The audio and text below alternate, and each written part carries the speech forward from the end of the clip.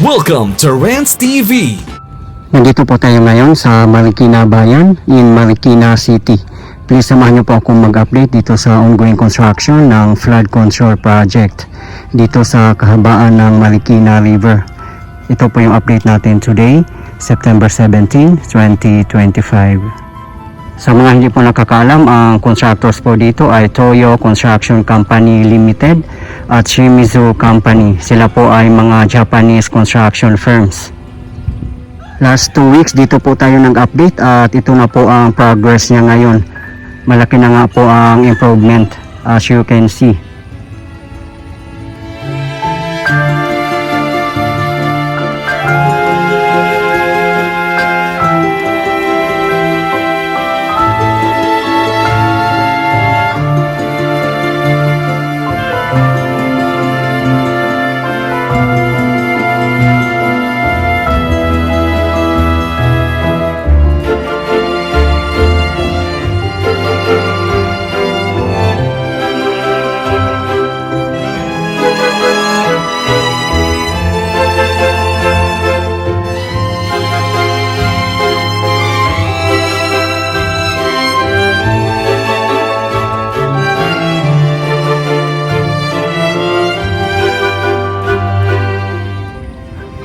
Ayan po ang gamit na sheet pile dito na side.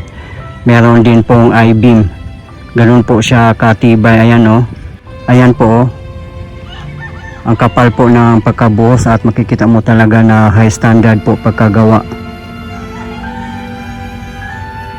Yung mga napapanood po natin sa ating previous video, yung sheet pile na ginagamit po nila ay nasa 18 meters ang haba. Siguro ganun po kahaba din dito. Yun naman po sa tapat natin ay Provident Village.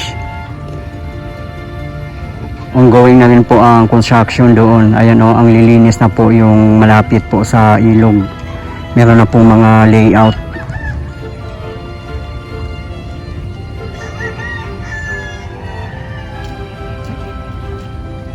Marami pang mga portion dito na hindi pa siya nabubuhusan, katulad po niyan.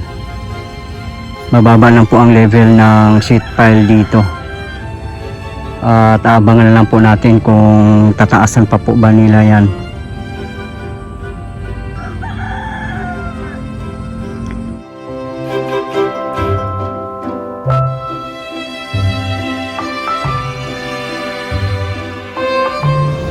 Yung ibang mga lugar naman, mayroong mga projects kaso lang mga substandard. At pagdating po ng mga calamity, lalo na pagbaha ay hindi po talaga magtatagal. Mawawasak po kaagad, kaya sayang lang po ang gastos. At kawawa din po yung mga tao na nakatira sa flood prone areas.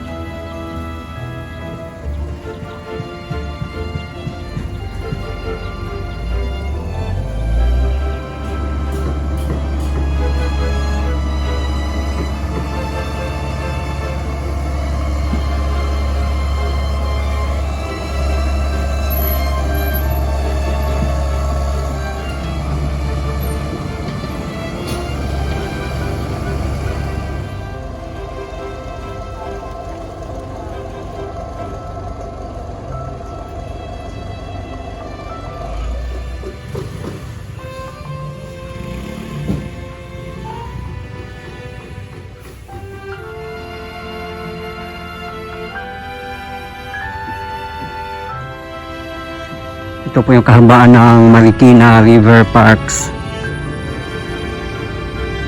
Maganda nga sana kung matatapos na to kahit sa December para mabubuhay muli ang River Parks.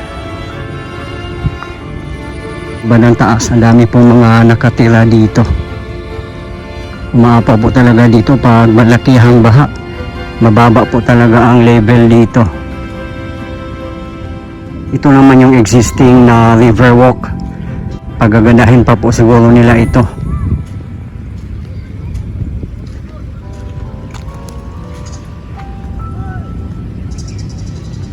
Aware naman po tayong lahat guys no sa nangyaring corruption sa DPWH, particularly sa mga flood control projects. Hindi lang po dito sa Metro Manila, kundi buong Pilipinas po. At kawawa din yung mga kababayan natin na nakatira sa flood prone areas kasi nasa peligro pa rin po ang kanilang mga buhay. Ang laki po ng budget ng flood control sa buong Pilipinas, hindi lang milyones, bilyones, kundi trilyones po. Kaya sobrang nakakalungkot po talaga.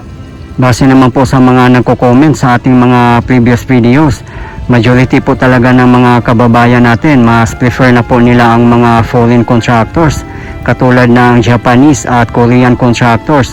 Kasi kung sa mga local contractors ibibigay, wala na po talaga silang tiwala kasi bubulsa lang daw po.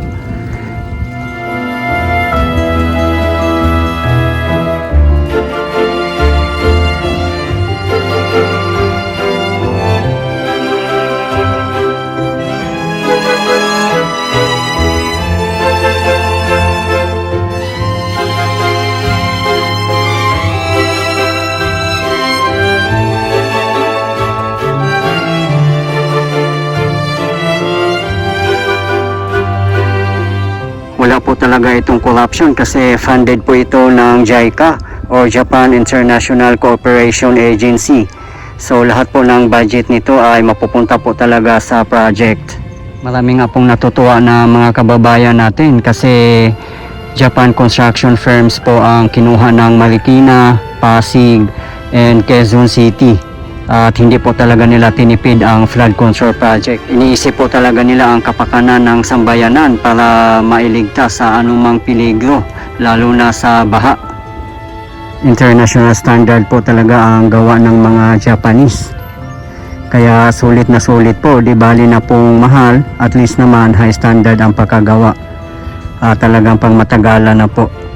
Subok na matibay at subok na matatag. Kaya ngayon, prefer na nga po ng mga kababayan natin na mga Japanese contractors or Korean contractors na gagawa ng ating mga flood controls, buildings, mga tulay, mga kalsada at iba pa.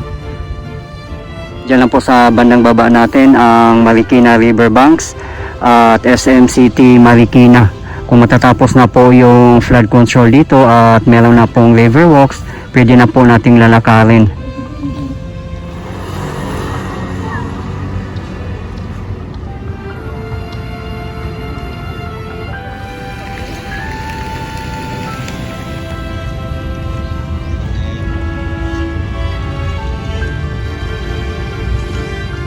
Grabe talaga ang nangyari guys no sa ibang mga lugar na makikita mo talaga na mga ghost contractors at mga ghost projects. Mapapanood naman po natin sa mga social media o sa mga TV na talagang nakakapanlumo po ang mga balita na yon. Maganda dito pag natatapos na yung projects dito kasi kabilaan po ito. From Marikina Bayan hanggang Manggahan Floodway in Pasig City. Estimate ko lang po nasa 4 to 5 kilometers din po ang haba at kabilaan po siya. So perfect na po ito mag-jogging, walking, mag-biking at iba pa. Hindi lang po ito para sa baha kundi pasyalan na rin po ng mga mamamayan. Kaya napaka-exciting po talaga kung matatapos na po dito. Ang source naman po ng Marikina River ay galing po ito sa kabundukan ng Sierra Madre. Pababa papuntang Montalban, Rizal. Then dadaan ng San Mateo, Marikina, Pasig City at ang pinaka-ending nito ay Manila Bay. Nasa 78 kilometers din po ang haba ng Marikina River. May nag-comments nga din sa ating previous video na ang solusyon daw ay hindi flood control kundi pagdi-dredging ng mga ilog natin kasi mababaw na nga po siya due to soil erosion. At dito naman sa bayan, meron naman po silang ongoing dredging project. Napakalaking tulong din yung dredging project dito sa Marikina kasi mas malalim na yung ilog at lalawak na. So hindi na po yun basta-basta magkakaroon ng baha dito.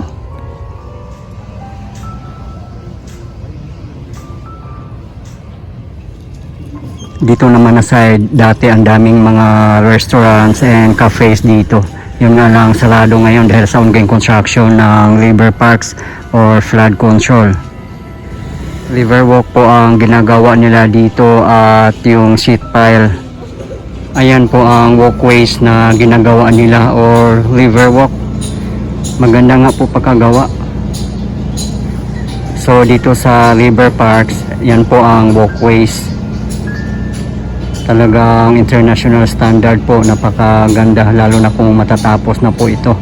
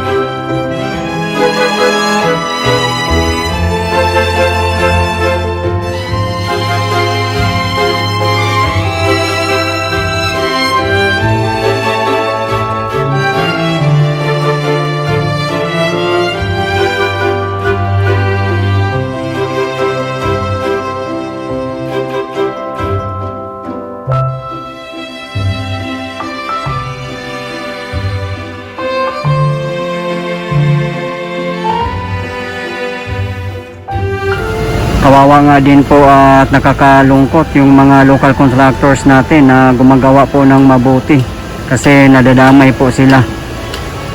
Ito po yung tulay dito sa kahabaan ng Sumulong Highway.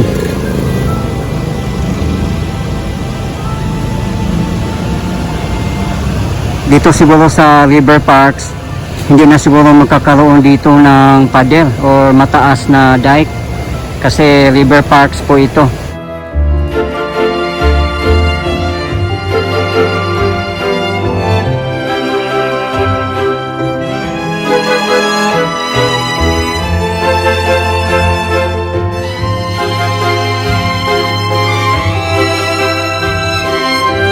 Sa Marikina Bayan hanggang Barangay Tumana ay ganito po ang railing, bamboo inspired.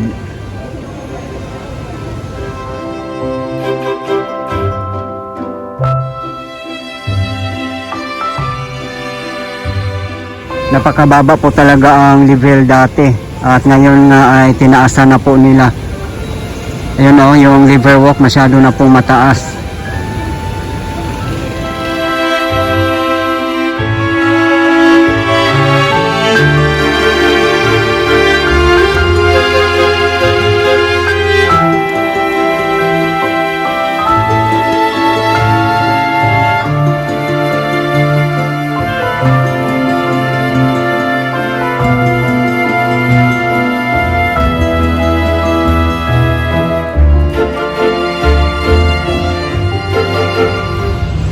Dito yung may ongoing dredging dito mismo sa Marikina Bayan.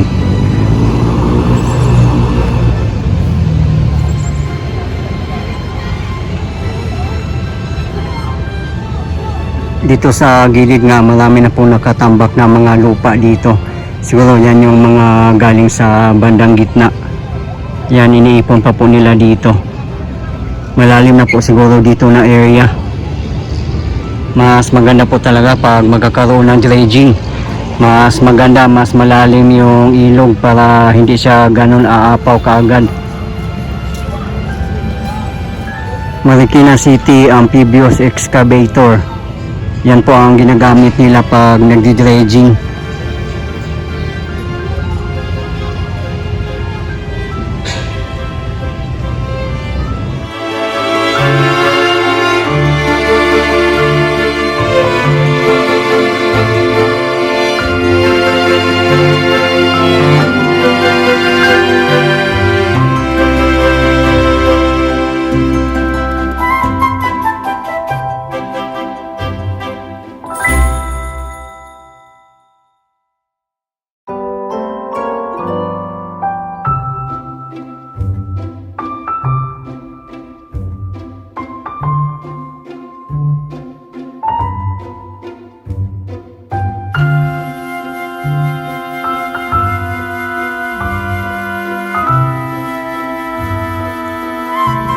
Napakaintindi nga po ng kinakaharap ng ating government po sa corruption issue ng DPWH at nakatutok po talaga ang sambayanan at hindi lang po dito sa ating bansa kundi sa buong mundo po ay nakatutok po talaga sila dito sa issue na ito.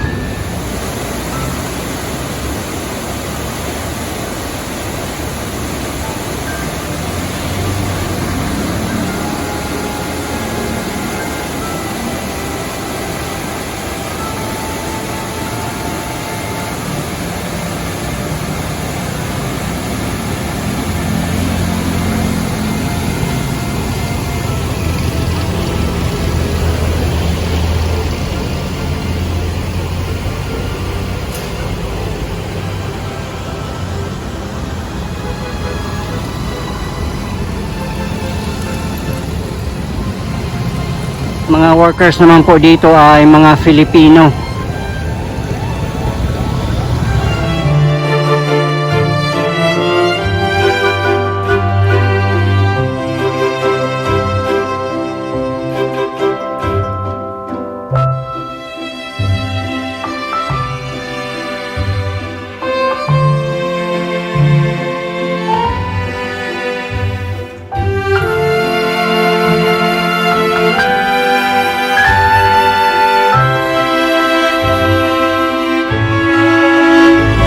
Mas maganda nga po ngayon kasi dalawang level yung labor walk nila. Yung sa isa sa lower level at yung isa ay upper level. Ayan o, nakita nyo po na mayroong hagdanan po silang ginagawa.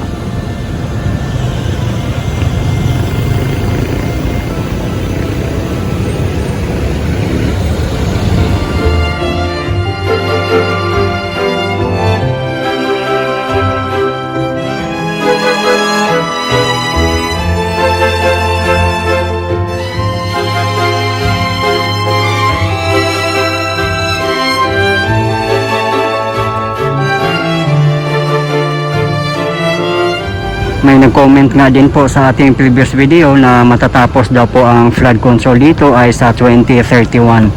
At abangan na lang po natin kung totoo nga po yun.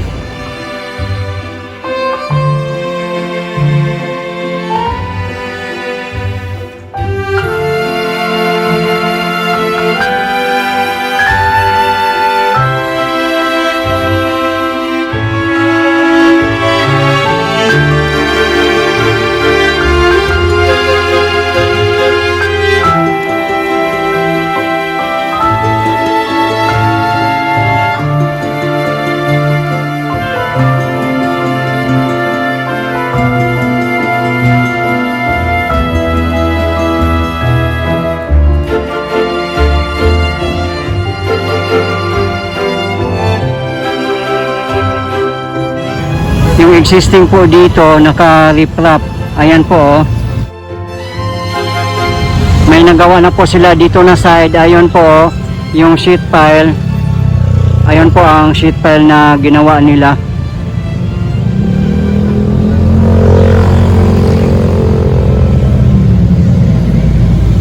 Ito po yung development dito sa opposite side.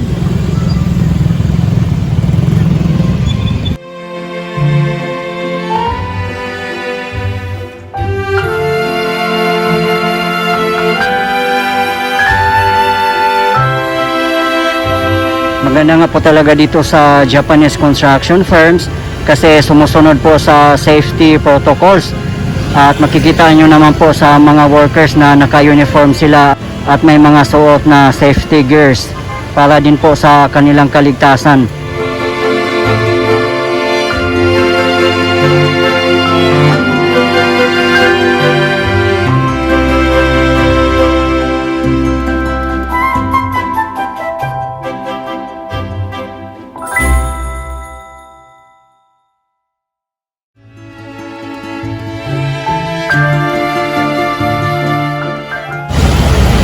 Ang lakas po ng ulan guys, umulan na naman. Kaya ang labo ng tubig, ang dami pang mga basura na kalutang.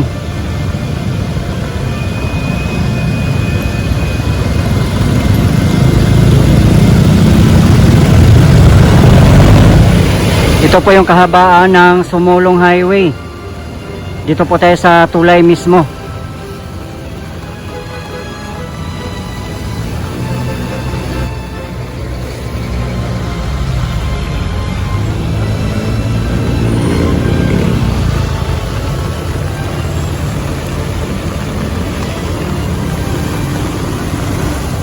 Guys, ito po yung latest update natin ngayon dito sa ongoing construction ng flood control project dito po sa Marikina Bayan in Marikina City as of today, September 17, 2025.